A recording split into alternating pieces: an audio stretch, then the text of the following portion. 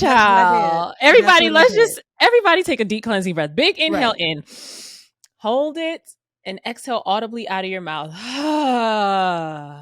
Okay.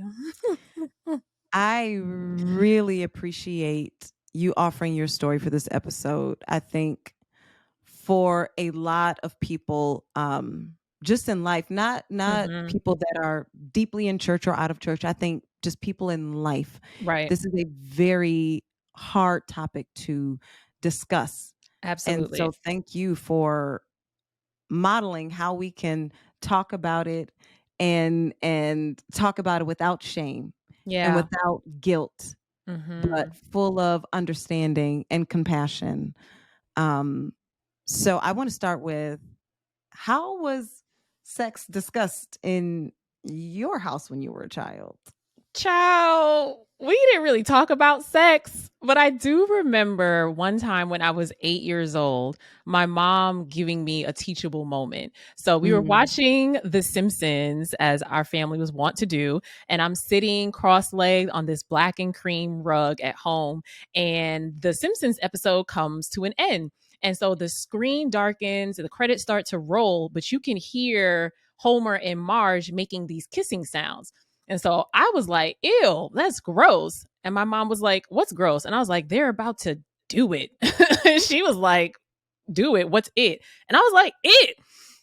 This woman wanted me to say the word sex so bad, and I just couldn't do it. She was like, Lyvonne, say it. It got to the point where I started crying. We moved from the living room to the bathroom. I'm looking at myself in the mirror. She's like, say it. All you have to do is say it. And I was like, after 30 minutes, girl, I was like, sex. She was like, what was that? I was like, sex. And she was like, okay, wash your face and go to sleep. So my mom wanted me to be comfortable with the Yeah. word sex, but didn't talk to me about sex. And I think the most delicate part of that situation is that even though that was my first conversation regarding sex with a parent, it wasn't my first experience of sex. Like, sadly, I was living through childhood sexual abuse. And so I had been experiencing sexual acts even before I had a conversation about what sex is or was with any adult. Mm. So it was very muddied for me as a child. Mm. Did that change sort of your thought on sex as you got older? Whew. Did it ever feel dirty to you? Oh, absolutely. I felt scared of my body, of boys' bodies, of men's bodies. I thought that I was wrong or bad or Mm. damaged goods.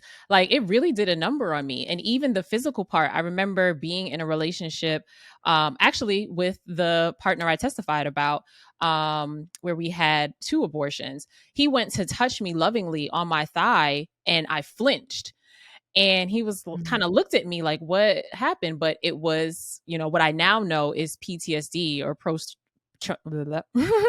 or post traumatic stress disorder showing up in my body. So it definitely was a healing process that I had to unfold to over time. Wow. It's it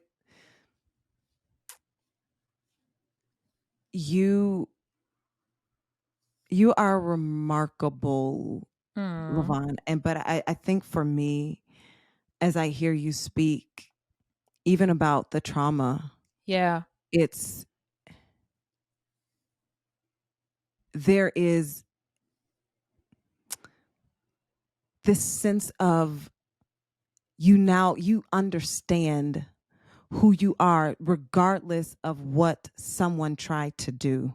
They Absolutely. could not take this beauty Mm. that is inside of you. It Thank really it you, I'm DJ.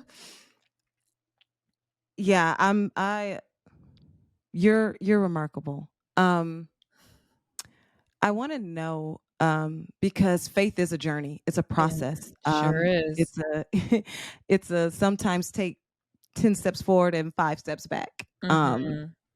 There's doubt, there's a lot in the journey and in the process of just understanding your faith. But Right. through it, um in church and divinity school, what were you taught about? Well, no, I think because we talked about, didn't we talk about abortion and bodily autonomy? We did. We could talk about So justice. so let me say, through your faith journey in church and divinity school, the things that you were taught about abortion, Mhm. how has that shifted over the years? Oh, yeah. Actually, when I was a student at Yale Divinity School, I partnered with a classmate who is a white woman feminist, but we actually started we started hosting conversations about theology and reproductive justice. Now, Mhm. reproductive justice is a term as defined by Sister Song. It's the human rights to maintain personal bodily autonomy, have children, not have children, and parent the children we have in safe and sustainable communities. And it was really important for me to have that conversation, particularly as I was preparing to serve a Black congregation, because the Black community reveres motherhood so much, but our theology doesn't always support every expression of motherhood or every expression of not choosing motherhood. And so for me, it really came down to Micah 6 and 8, right? How Mhm. do we put do justice, love mercy, walk humbly with our God into practice? And I also got to see other Black women really living out a powerful call of a justice centered theology and ministry. I'm thinking of one Yale Divinity School classmate who, when she was an undergrad, she would go with her she would go with her female classmates who were receiving abortion care so they weren't alone physically, Mhm. spiritually, emotionally. And so I got to see that lived out, not just having conversations, but embodied praxis. And that really changed my life. Well, because people don't care how much you know until they know how much you care. Say that. And so showing people, not just saying, "Oh, I'll pray for you," but actually taking the Mm, moment to be the answer to that prayer and sitting next to them and holding a right, hand right. and loving on them is necessary. That is part of what being a Christian, what being Mhm, a person who loves God is. You right, know, it's not just the saying, it's the doing. And exactly. I think just from the outside looking in, I feel like some of your major superpowers are um the vulnerability that you show, it's the way that you show up Mhm, for your sisters. It is your honesty. mhm, It is sharing your story so that others feel like they're not alone. right. And how did you come to that point to even have the courage to talk in a comfortable way about your abortions in public? Yeah, there's no such thing as a taboo topic. The word taboo does not exist in my lexicon, and I really do think that is a spiritual gift. When I was a little girl and my mom and I would take the subway train from Queens to Manhattan so she could go to work and I could go to preschool, she would always ask me questions. She would always ask me what else. And we talking like 6:30 in the morning with these other subway riders looking at her like, "Man, please shut this child up."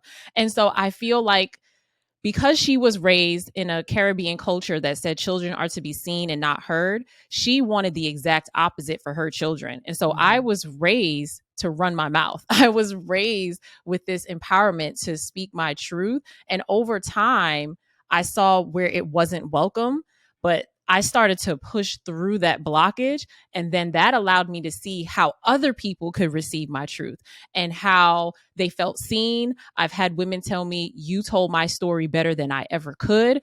And it feels like in my truth telling, it gives others permission to do the same. And that continues to strengthen my faith and my love for healing. I love that. Look, you're going to be seen and heard. Okay? Period. So thinking back to that little girl, eh, what would you tell her? when you had to make this decision, like what would you say Hmm. as the now woman that you are? What would you Mm-hmm. have said to your 18-year-old sweet self I that's faced with know. this really huge decision? My baby self, I am saying to her, I'm going to model for y'all in real time. Yes. I want to say, Lyvonne, at 18, thank you. Lyvonne, at 19, I am proud of you. Lyvonne, at 31, I see you. God sees you, your ancestors see you, and we love you. And because of each one of you, I am a better woman. Mm, I am who I am because you did what was best for you. And you are enough, you are loved, and you are unconditionally supported. that's beautiful. I think that's what Mm. every young woman needs to hear. It really is. Um, because if they know it, then they know they're not alone. Yeah. And I think knowing that you're not alone is half the battle. Mm-hmm. Um, what kind of family life do you want now? And Mm. what are the ways that you um, speak about it or speak it into existence? Yeah, one of my beloved ancestors, Lucille Clifton, wrote a poem, and the opening line is, "Won't you celebrate with me what I have shaped into a kind of life?"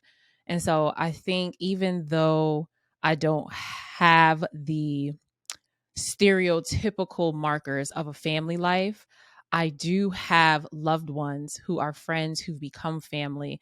I have become my first beloved and my first soulmate. And so that unlearning, that healing, the therapy, the prayers, the crying, the wailing, the processing, the book writing, all of that is the energy that I'm co-creating with God around my family Mm, life. I want us to be happy, okay? I want us to be purposeful and fulfilled. I want us to be healthy mentally and physically. I want us to be wealthy spiritually and financially. I want days, regardless of whether it's a birthday or a holiday or whatever, to be full of joy and fun and beauty and inspiration. And I am conjuring all of that with vision boards and affirmations and a visualization practice. And I'm praying about it with yes. God and my ancestors and the Orishas. And there's a Zimbabwean proverb that says, when you pray, move your feet. So I tell people, I'm like, if you know somebody who would be good for me, let Mhm, me know. Okay. I mhm. slide into DMs. Okay. I'm debating getting back on Hinge, child. So all of that is working together to bring that into fruition. Absolutely. You have to speak those things. Period. You know, Hmm. the tongue has power. Death and life is in the power of the Um, tongue, baby. in the Purr. power of the tongue. Yeah. And so you watch what you speak, not just Hmm. to people, but over yourself, over your mind, over your body. When I put my baby to bed, I said, you will be obedient. You will be full of love. You will Yes. have the joy of the Lord. Mhm. You just speak these things, Right. maybe that you don't yet see, but you speak them as though they were, and believe. And Speak. there's That's the power in important part. that. That's the important part, to speak it and to believe it. And in order to believe it, I have to know that I am worthy enough to receive it. And beloved, I am worthy. Worthy. Period.